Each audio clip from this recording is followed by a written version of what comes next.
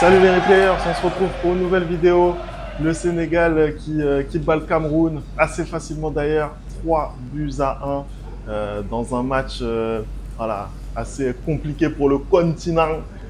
Anderson, tu as regardé ce match de très très près, j'imagine que tu es furax. Hein. Écoute, j'ai vraiment pas le temps pour les bêtises. Donc lance ton générique lance ton générique. Allez, c'est parti.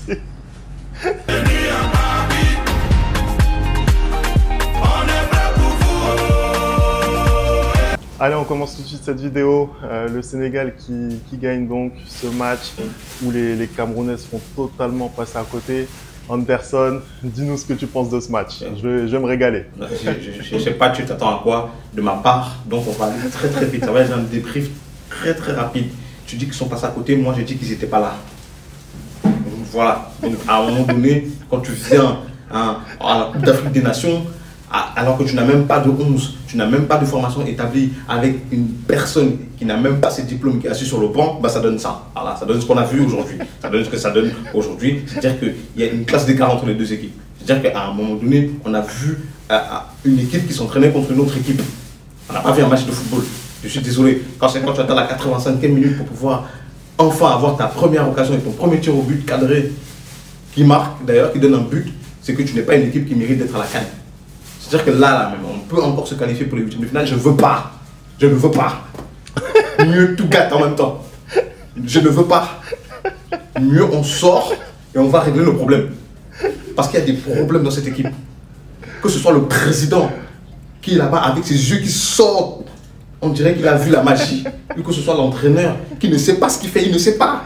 3 matchs, 3 compositions différentes. 2 matchs, 2 compositions différentes. On va où? On va où? On va droit dans le mur, voilà où on va. Ce n'est pas possible, ce n'est pas possible. Techniquement, tactiquement, on est nul. On est nul, on est nul. On n'a rien proposé aujourd'hui, on n'a rien proposé. Après, il faut quand même un petit peu mettre en perspective ce qui s'est passé aujourd'hui. Mais tu veux mettre quoi en perspective? Tu veux mettre quoi en perspective?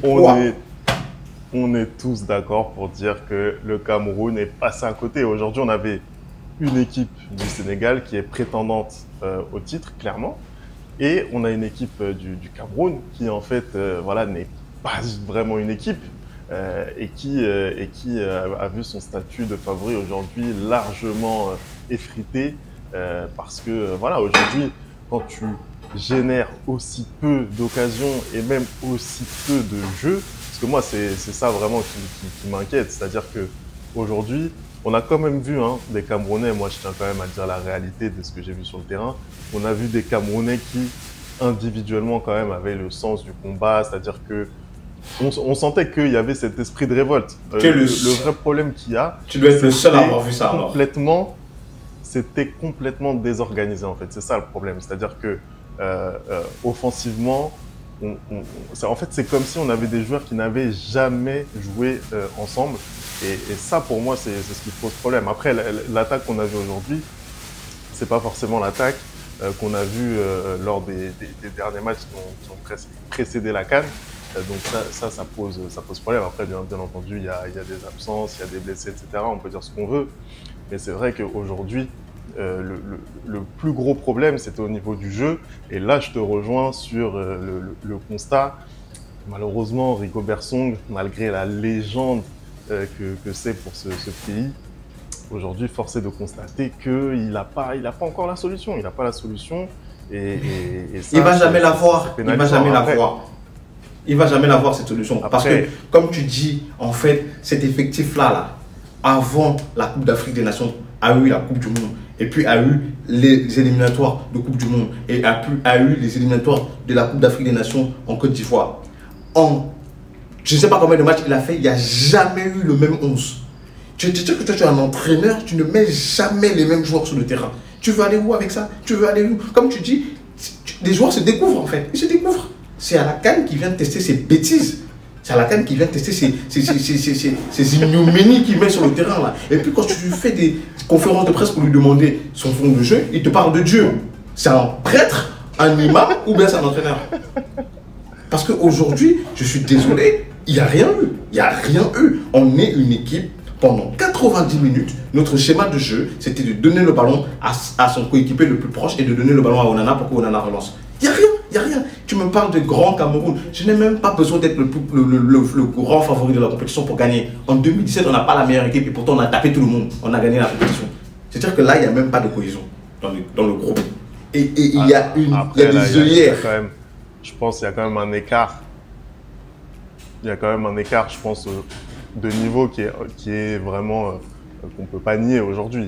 Tu regardes les 2-11, c'est vrai que voilà, c'est très compliqué. Aujourd'hui, le seul qui a essayé un petit peu d'impulser quelque chose offensivement, c'est encore une fois Nkoudou. Nkoudou, malheureusement, c'est pas un joueur de classe mondiale. C'est pas lui. On a vu ça quand il a raté le 2 partout. On a vu que c'est pas un joueur de classe mondiale. C'est-à-dire qu'il est embrouillé à gauche. Là. Le seul moment où on lui demande d'être concentré, il foire. Le seul moment. Ouais, c'est-à-dire il avait la balle du 2 partout. Un match compliqué comme ça, on réussit, je ne sais pas par quel miracle, à revenir à 2-1. Il a la balle du 2-2. Il rate et puis tout de suite après 3-1. Il y a même, tu sais, je vais me calmer, je vais me calmer parce que en fait il y a une classe d'écart et moi ce qui m'a dérangé c'est même pas tant qu'il y a une classe d'écart, on le savait qu'il y avait une classe d'écart entre le Sénégal et le Cameroun aujourd'hui à l'heure actuelle, mais ce qui m'a dérangé c'est qu'ils n'avaient même pas envie. On a un soi-disant capitaine qui pendant une phase de contre-attaque marche en fait. Il n'y a rien qui va dans cette équipe. Si on parle de la même phase de contre-attaque, je suis désolé, mais autour de lui, il n'y avait personne. La vérité, c'est ça. Autour de Zambo-Anguissa, il n'y avait personne. Il ne se passait rien. Donc, même si effectivement, il ne met pas le dynamisme, mais à côté de lui, en fait, il n'y a rien. Il n'y avait pas de mouvement. Mais c'est lui le capitaine. Il est censé motiver ses coéquipiers. Tout le match, il ne fait rien. Non, tout le match, il tombe sur lui. Voilà ce que c'est faire Zambo-Anguissa. Tourner sur lui et puis perdre le ballon. Les premiers duels, il n'est pas là. Deuxième duel, il n'est pas là. Troisième duel, il n'est pas là. Il a gagné combien de duels aujourd'hui? Quand il est à Naples, là, il gagne des duels à gauche, à droite, en haut, en bas. Là, quand il arrive au Cameroun, il ne sait plus jouer. C'est ça que tu es en train de me dire? Bon, parlons peut-être un petit peu de cette équipe sénégalaise parce que c'est un des favoris de la compétition et surtout c'est eux qui ont fait le match qu'il fallait à mon sens. Qu'est-ce que tu en as pensé toi de leur prestation en sachant que voilà, là ils sortent quand même le grand jeu face à une grande nation. Le Cameroun, ça reste un quintuple vainqueur de la CAN. Donc qu'est-ce que toi tu as pensé de ce match-là de la part des Sénégalais? Bah écoute, je pense qu'on l'a déjà dit, on l'a dit dans les vidéos en route pour la CAN, je l'ai redit à maintes reprises, que ce soit pendant les qualificatifs de la Coupe du Monde, de la CAN ou de tout, que c'était mes favoris pour cette compétition-là, que c'était les favoris à leur succession et ils ont montré de très belle manière ce soir contre une petite équipe du Cameroun, mais j'ai même pas envie de dire que c'était une petite équipe du Cameroun, non, c'était un grand Sénégal avec notamment leur milieu de terrain Camara, Gay et puis Pape Matar Sarr. Ils ont juste fait ce qu'ils voulaient aujourd'hui. En attaque, c'est la même chose. Les trois attaquants se sont régalés. Ils sont allés chacun de leur but aussi. Sarr, pareil, Diallo et Mané qui concluent de fort belle manière cette rencontre-là. En fait, c'est simple. À aucun moment dans ce match, ils ont été inquiétés. Quand tu arrives sur un terrain avec un entraîneur qui a des idées en place, qui sait ce qu'il veut faire, qui sait où il va, qui sait d'où il vient, qui a ses diplômes, bah, ça donne ça. Ça donne une équipe qui joue au football pendant 90 minutes, une équipe qui pose le ballon et pas une équipe qui dégage le ballon toutes les 2 minutes en fait. Tout simplement.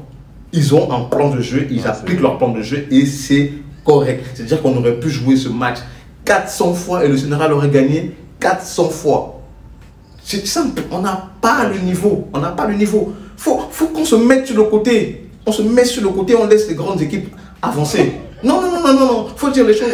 On a 5 étoiles peut-être sur le maillot, mais aujourd'hui, on n'a pas joué comme une équipe du Cameroun. C'est l'équipe du Cameroun la plus nulle que je n'ai jamais vu jouer de toute mon existence.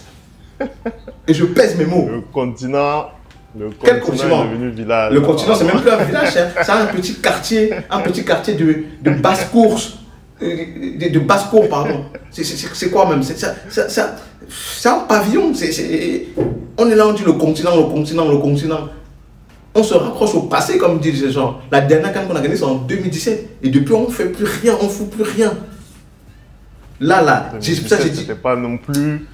C'était pas non plus il y a un siècle, hein. C'était il y a 6 ans. Je suis désolé, je ne suis pas le Togo, je ne suis pas le Bénin pour gagner les CAN tous les 5 ans. Voilà, je ne suis pas le Togo, je ne suis pas le Bénin, je ne sais pas qui. Hein. Moi, je suis une grande nation de football, je ne peux pas gagner des CAN tous les 5 ans. Donc, merci de remettre les choses en perspective. Toujours l'arrogance, hein, toujours. Même dans la défaite, ça changera pas. On va peut-être regarder une réaction quand même sénégalaise, hein, puisque ce sont eux qui font la bonne opération du jour. Ils sont d'ores et déjà qualifiés pour les huitièmes de finale. On va écouter ça tout de suite.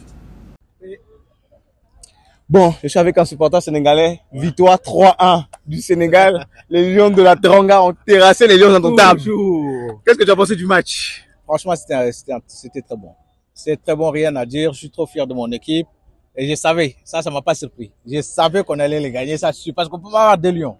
Comment ça, on peut pas avoir 2 Lions? C'est la première fois que vous gagnez en 30 ans, tu dis que tu savais. Il n'y a pas de souci. Ce qui est passé est passé. Là, c'est le présent maintenant. Là, c'est le présent. Ouais, là, le présent, là, vous êtes plus fort que nous. Vous savez ça. Vous savez ça déjà. S'il y a que ça là, vous nous avez surclassé même. Techniquement, tactiquement, engagement, tout. Ça, c'est juste le début. Vous avez gagné la coupe? Bien sûr. Vous avez gagné la coupe? Bien sûr. En Côte d'Ivoire? Bien sûr. Bien sûr. Qu'est-ce que tu as pensé du match de Sadio Mané? Non, franchement, c'était bien. C'était bien parce qu'il a prouvé qu'il était un leader. Il nous a marqué le dernier but et ça nous a permis aujourd'hui d'être vraiment contents et on est à l'aise. Et là, on pourra bien préparer la suite du compétition. Okay. Bah, en tout cas, félicitations à vous. Hein, j'applaudis. Je suis fair play. Vous nous avez vraiment battu. Mais on va se retrouver. Il n'y a que les montagnes qui se croisent pas. Il n'y a pas de soucis. Ça sera de régler encore pour vous. Du coup, pour le Cameroun, c'est une très très mauvaise opération comptable. Le Sénégal se qualifie, lui, pour les huitièmes de finale. Mais le Cameroun va devoir jouer sa qualification face à une très très difficile équipe de Gambie. Comment tu sens la chose, Anderson? Moi, je vais te dire une chose, je ne sens rien du tout. Aujourd'hui, à l'heure actuelle, je n'ai aucune sensation. Je n'ai rien. Je n'ai vraiment rien. C'est-à-dire que je ne veux même pas sentir. Je veux que là, mardi, on plie bagage et puis on rentre à Yaoundé. C'est ça que je veux. Et puis qu'on restructure toute la fédération camerounaise de football. Et puis tous les joueurs là ne doivent même plus mettre les pieds. On a un gardien qui se permet de venir 2 jours après la compétition pour prendre 3 buts. Il a pris 5 buts en l'espace de 4 jours. Sur 2 continents différents. Il y a quoi? C'était mieux qu'on laisse on doigt. Non, si c'est ça, c'est mieux que les joueurs ne viennent même pas jouer. On prend les petits du quartier qui ont envie de jouer. Là, je n'ai même pas envie qu'on gagne. Je ne veux même pas me projeter. Je veux pas. Je veux qu'on sorte de la compétition et que chacun aille réfléchir sur le match, la compétition qu'ils ont produit en Côte d'Ivoire. Donc, c'est en Côte d'Ivoire qu'on va venir mettre la honte sur le Cameroun. Tu sais quoi? Je ne veux pas qu'on se qualifie. Je ne veux même pas qu'on soit meilleur 3e. Je veux pas. On n'a qu'à rentrer. Je ne veux pas.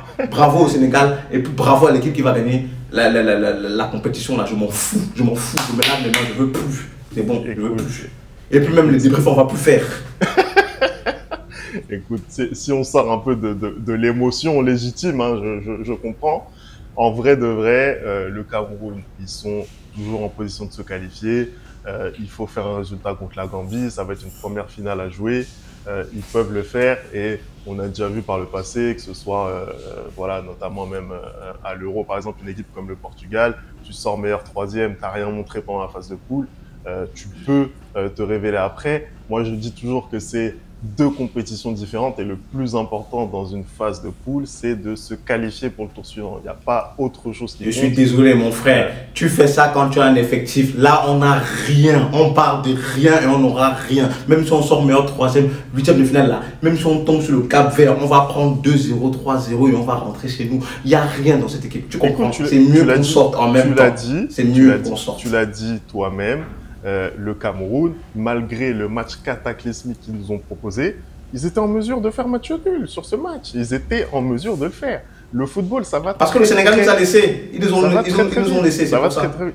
Ouais, mais c'est le Sénégal. On parle quand même de l'immense favori, peut-être avec le Maroc, mais un des 2 immenses favoris à la victoire finale. Et aujourd'hui, le Cameroun aurait très bien pu s'en sortir avec un match nul. C'était une possibilité. Donc, voilà, le Cameroun, ils savent faire, ils ont déjà gagné à maintes reprises cette compétition. Aujourd'hui, c'est un petit peu plus difficile pour eux et de toute façon, l'équipe telle qu'elle est constituée aujourd'hui ne peut pas rêver très grand. Il faut être terre à terre.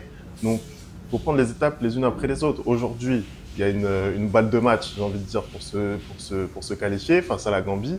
Il faut gagner le match, voilà. Mais après, même en se qualifiant en tant que meilleur troisième, bah, ça sera quand même la qualification.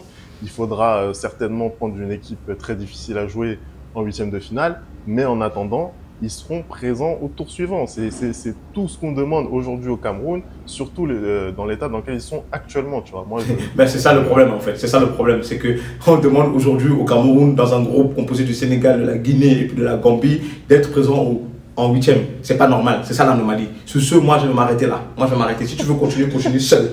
C'est bon. J'ai assez souffert. J'ai assez souffert. C'est magnifique. Donc là, le classement, il est très clair. Les Guinéens hein, qui sont deuxièmes, donc derrière le Sénégal, après leur victoire tardive, mais victoire quand même face à la Gambie. Et donc le Cameroun qui doit absolument gagner, là en qualité de troisième actuellement, ils doivent gagner le dernier match contre la Gambie pour espérer se qualifier. Voilà, je vais terminer le débrief hein, parce que mon coéquipier ne veut plus parler. Merci d'avoir regardé cette vidéo. On n'oublie pas les bonnes habitudes. @le replay foot. Vous me dites ce que vous avez pensé de ce match. On continue bien entendu sur la chaîne à suivre la CAN avec les réactions, les différents débriefs. Bref, vous connaissez la musique. Et nous, on se retrouve très très vite pour une nouvelle vidéo. Ciao!